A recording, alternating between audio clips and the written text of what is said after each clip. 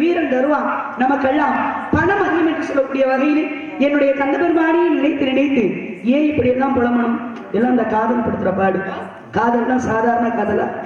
மனிதர் உணர்ந்து கொள்ள இது மனிதர் காதல் அல்ல, அதை தாண்டி புனிதமானது.